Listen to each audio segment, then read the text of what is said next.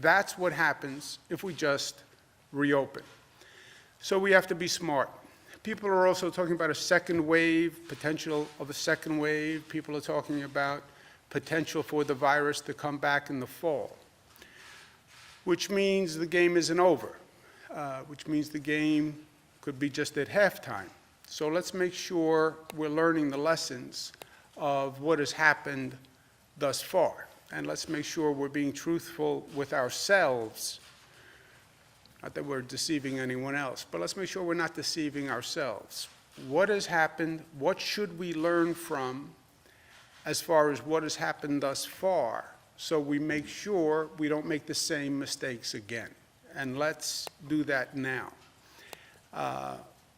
This was our first global pandemic. Welcome. There had been people who talked about global pandemics before. Bill Gates had talked about the potential of a global pandemic. During the Obama administration, they talked about being prepared for a global pandemic. But it was almost always an academic exercise. What if, what if, what if? Once it happens, once it actualizes for people, then it's different. Then people get it. We now know that a global pandemic is not just a textbook exercise. It's not just a tabletop exercise. It can happen. And when it happens, it's devastating. And let's just learn from what happened on the first one. Let's just get the basic lesson of what happened on the first one. Last November, December, we knew that China had a virus outbreak. You could read about it in the newspapers, right? Everybody knew. January 26, we know we had the first confirmed case in Seattle, Washington, and in California. February 2nd, the president ordered a travel ban from China. March 1st, we have the first confirmed case in the state of New York. By March 19th, New York State is totally closed down. No state moved faster from first case to close down than the state of New York. March 16th, we have a full travel ban from Europe. Researchers now find, and they report in some newspapers, the virus was spreading wildly in Italy in February. And there was an outbreak, massive outbreak in Italy in February. Researchers now say there were likely 28,000 cases in the United States in February, including 10,000 cases in the state of New York. And the coronavirus virus that came to New York did not come from China. It came from Europe, okay? When you look at the number of flights that came from Europe to New York, the New York metropolitan area, New York and New Jersey, during January, February, up to the close down, 13,000 flights bringing 2.2 million people. All right? So November, December, you have the outbreak in China, everybody knows. January, February, flights are coming from Europe. People are also coming from China in January until the China closed down. And the flights continue to come from Europe until the Europe shut down. 2.2 million people come to New York and come to New Jersey. We acted 2 months after the China outbreak. When you look back, does anyone think the virus was still in China waiting for us to act 2 months later? We all talk about the global economy and how fast people move and how mobile we are. How can you expect that when you act 2 months after the outbreak in China, the virus was only in China, waiting for us to act? The horse had already left the barn by the time we moved. A researcher now says, knowing the number of flights coming into New York from Italy, it was like watching a horrible train wreck in slow motion. Those are the flights that were coming from Italy and from Europe, January and February. We closed the front door with the China travel ban, which was right.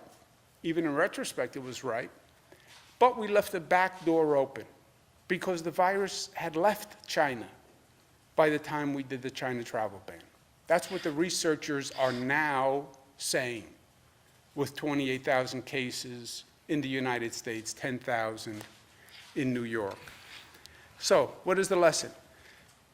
An outbreak anywhere is an outbreak everywhere. When you see in November and December an outbreak in China, just assume the next day it's in the United States. When they say it's in China, just assume that virus got on a plane that night and flew to New York or flew to Newark Airport, and it's now in New York. That has to be the operating mentality, because you don't know that the virus didn't get on a plane. All you need is one person to get on that plane in China and come to New York. The way this virus transfers, that's all you need. And you can't assume 2 months later the virus is still going to be sitting on a park bench in China waiting for you to get there. That is the lesson. And again, why do we need to learn the lesson? Because they're talking about this happening again with this virus, where it could mutate in China and get on a plane and come right back. Or the next virus, or the next pandemic. Whose job is it to warn us of these global pandemics? The president says it's the World Health Organization. And that's why he's taken action against them. Not my field, but he's right to ask the question, because this was too little too late. And let's find out what happened so it doesn't happen again. And it will happen again. Bank on it. Let's not put our head in the sand and say this is the only global pandemic that we'll ever have to deal with. In the meantime, let's keep moving forward. One of the things we're working on is how do we clean, how do we disinfect. We're talking about reopening. We still have public transit systems running. We still have buses running. So we've been working on how do you come up with new cleaning, new disinfecting protocols. And I asked a simple question to our team a few days ago: how long does the virus live? And it's something we need to know, but frankly, I think it's something everybody needs to know. The virus can live up to 72 hours on plastic surfaces and stainless steel surfaces, okay? So just think about this from a transit point of view, or from your car point of view. It can live on a vinyl car seat up to 72 hours. It can live on a pole in a bus or on a seat in a bus for up to 72 hours. Up to 24 hours on cardboard, up to 4 hours on materials like copper. And the droplets can hang in the air for 3 hours. This was a shocker to me. When they were talking about droplets, I thought it was a droplet and then it falls, right? It's a droplet that can hang in the air for 3 hours. I don't even know how that works. And many of the people who spread it are showing no symptoms at all. So just factor that in your daily life when you're going through your own precautions. We're also going to do the state finance report this week. And what you're going to see is what we expected, roughly a $13.3 billion shortfall from our forecast. Total effect over the period of the financial plan is $61 billion. Now, what happened? New York State was not, quote unquote, in trouble before this happened. New York State was very, very strong before this happened. Our economy was growing. It was growing at a very high rate. Our government spending has been at record lows. The spending increases. Our taxes today are lower than the day I took office. Oh, you're a Democrat. How can that be? They're numbers. Tax rates on individuals, businesses are lower today than the day I took office. Every tax rate, as incredible as that sounds, is lower today than the day I took office. So the state's finances were very, very strong. And then this economic tsunami hits, and you shut down all the businesses, everybody stays home, they're not getting a paycheck, they feel like economic anxiety. The consequence to the state is the revenue projections are way down. What do we do about it? Some people have suggested, well, states should declare bankruptcy. I think, as I said yesterday, it's a really dumb idea. People are trying to talk about bringing the economy back, reopen, we have to get the economy moving again, and then rather than provide financial aid to the states that got hit by this economic tsunami so through no fault of their own, suggestion was made, states should declare bankruptcy. Few problems with that premise. Forget the morality of it and the ethics of it and the absurdity of it and the meanness of it. Legally, a state can't declare bankruptcy. You would need a federal law allowing states to declare bankruptcy. So to the Senate that proposed it, I say, pass a law allowing states to declare bankruptcy. I dare you. And let the president sign that bill that says, I give the states the legal ability to declare bankruptcy. It's your suggestion, Senator McConnell. Pass the law. I dare you.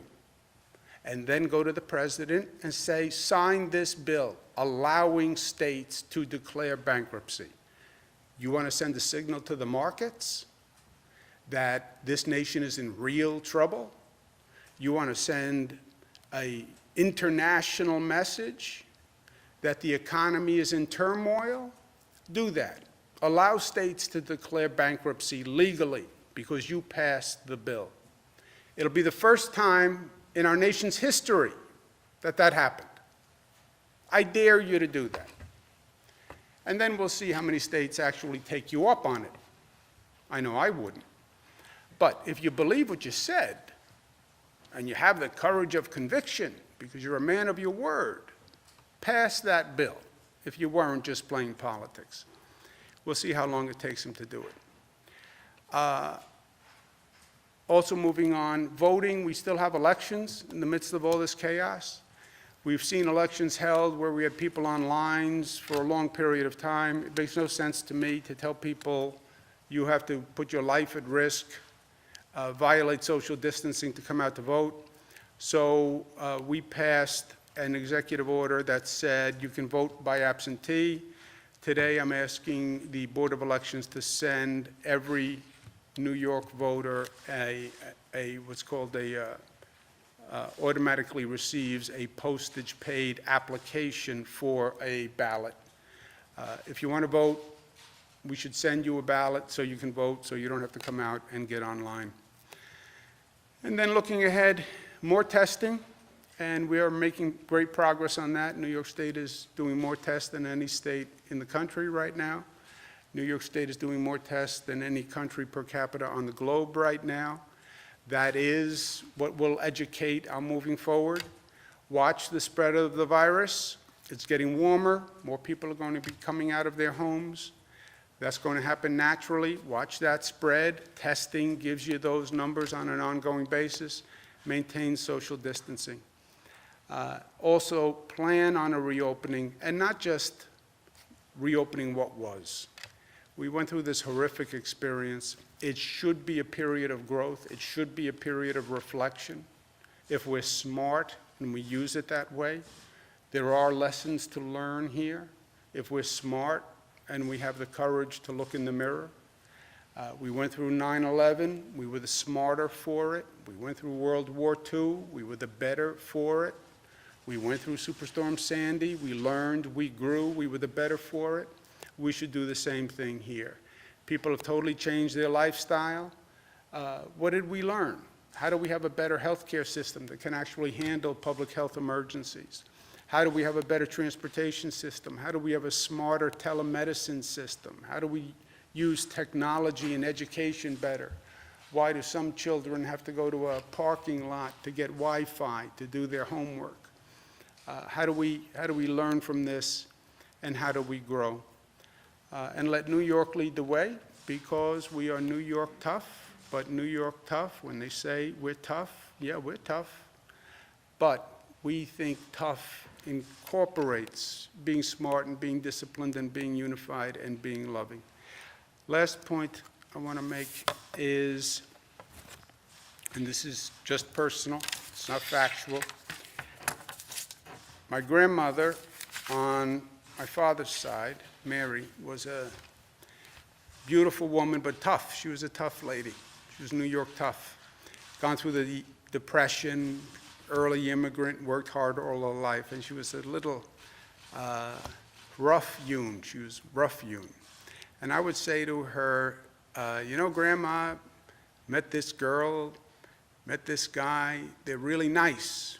And she would say, nice. How do you know they're nice? It's easy to be nice when everything is nice. I said, Grandma, what does that mean? She said, now, you know when you know if they're nice? When things get hard, that's when you know if they're nice. And I never really got it, but her point was, it's easy to be nice and kind and affable when everything is easy. You really get to see people and get to see character when things get hard. And when the pressure is on, is when you really get to see true colors of a person and see what they're made of. It's almost as if the pressure just forces their character, and the weaknesses explode or the strengths explode. And that's what we've gone through. This has been hard. It's put everyone under pressure. And you've really seen what people are made of. And you've really had a snapshot of what individuals are made of and what we are made of as a collective. And personally, I'll tell you the truth, some people break your heart. They just break your heart. People who I thought would rise to the occasion, people who I thought were strong, under pressure, they just crumbled. They just crumbled. On the other hand, you see people who you didn't expect anything from, who just rise to the occasion. And you see the best and you see the worst. You just see the best and the worst of humanity just comes up to the surface. On both ends, everything gets elevated. The strength in people and the weakness in people, the beauty in people and the ugliness in people. You see both. For me, the beauty you see and the strength that you see compensates and balances for the weakness. And I get inspired by the strength so I can tolerate the heartbreak of the weakness. Here's a letter that I received that just sums it up. Dear Mr. Cuomo, I seriously doubt that you will ever read this letter, as I know you are busy beyond belief with the disaster that has befallen our country. We are a nation in crisis. Of that, there is no doubt. I am a retired farmer hunkered down in northeast Kansas with my wife, who has but one lung and occasional problems with her remaining lung. She also has diabetes. We are in our 70s now, and frankly, I am afraid for her. Enclosed, find a solitary N95 mask left over from my farming days. It has never been used. If you could, would you please give this mask to a nurse or doctor in your state? I have kept 4 masks for my immediate family. Please keep on doing what you do so well, which is to lead. Sincerely, Dennis and Sharon. A farmer in northeast Kansas. His wife has one lung and diabetes. He has 5 masks. He sends 1 mask to New York for a doctor or a nurse, keeps 4 masks. You want to talk about a snapshot of humanity. You have 5 masks. What do? Do you keep all 5? Do you hide the 5 masks? Do you keep them for yourselves or others? No. You send 1 mask to New York to help a nurse or a doctor. How beautiful is that? I mean, how selfless is that? How giving is that? You know, that's the nursing home in Niskayuna that sent 100 ventilators down to New York City when they needed them. It's that love, that courage, that generosity of spirit that makes this country so beautiful and makes Americans so beautiful. And it's that generosity of spirit, for me, makes up for all the ugliness that you see. Take 1 mask. I'll keep 4. God bless America. Questions? Governor, what do you think of the president's suggestion for research into ingesting bleach or using UV rays as COVID treatments? I don't know much about UV rays. Not my job, not my business, not my education, not my background. Dr. Zucker, what do you know about UV rays? I think that anything when it comes to bleach, these are chemicals you would not ingest, and as we know, we make sure our kids do not go into cabinets that have any of these chemicals in them, so need to stay away from those products. Okay. And have you heard anything from the president about how he might exactly help New York with the supply chain issues when it comes to testing and helping manufacturers? Yes, that's what we've been talking about for the past 2 days, that I had a meeting in the White House, and the president and his team are going to work on the supply chain issue for the national manufacturers to get the reagents, test kits, so they can provide our commercial labs here in New York. And we want to go from a goal of, we're now doing about 20,000 a day, we want to go to 40,000 a day. Karen? I just want to ask you about the mail-in voting for the June 23rd primary. People on both the left and the right are saying it may not be a good idea because the Board of Elections is not up to carrying out this task. So would polls still be open for people to go to? Yes. Polls would be open. And you think the Board of Elections can carry this out? Are there problems? Well, Karen, life is options. You have an election. There's only 2 options. Either people go to the polls or people vote by absentee. There's no other way to do it, right? We're saying you have both options. You can go to the poll or you can vote absentee. I don't know what else anyone could expect anyone could do. So are you mailing an absentee application? Excuse me 1 second. What is the other option? People on the left and the right are unhappy. Yeah. What do they recommend? Right? There are only 2 things. You have an election, you can go to the poll that day, or if you don't want to go to the poll, you vote absentee. We're doing both. Well, do you worry that there could be some kind of mistakes, or, you know, the result won't be valid because something might happen with someone? Well, then if you're against absentees, then everybody goes to the polls. Is that what they want? No, they don't want that either, because they don't want people going to the polls, because then you wait online and you come in contact with other people. Right? So life is options. Bernadette? Oh, yeah, just wondering, so are you sending an absentee application or an actual ballot? Melissa? We're sending an absentee application. So Article 2, Section 2 of the Constitution allows for an absentee voting process, and there are 2 provisions, one if you're out of county, the other is a list of specific things that were enumerated in law by the legislature. One of those is temporary illness. The executive order the governor did a couple of weeks ago amended the temporary illness provision to include risk of contracting COVID. So we looked at this very closely. I know some people thought that this should be you send everybody an actual ballot to vote, and we don't think that that's within our constitutional right for the governor's directive powers to override the Constitution and create a mail-in voting system where one otherwise doesn't exist. So what we're saying is everyone's going to get an application with postage, so this is easy. Every registered voter gets one, they can fill it out, they send it back in. And to the question of whether or not the Board of Elections can handle this, the provision the governor did a couple of weeks ago allowed for anyone to already be able to do this. It's just that then you would have had to download the ballot, call to get a ballot, go to the BOE to get the ballot. So all we're doing is making this more convenient so that people who don't have access to internet, don't want to leave their homes because of their fear of COVID, are able to get an application directly sent to them with the return postage to be able to get the absentee ballot that our early executive order allowed for. How smart is that, Gretchen?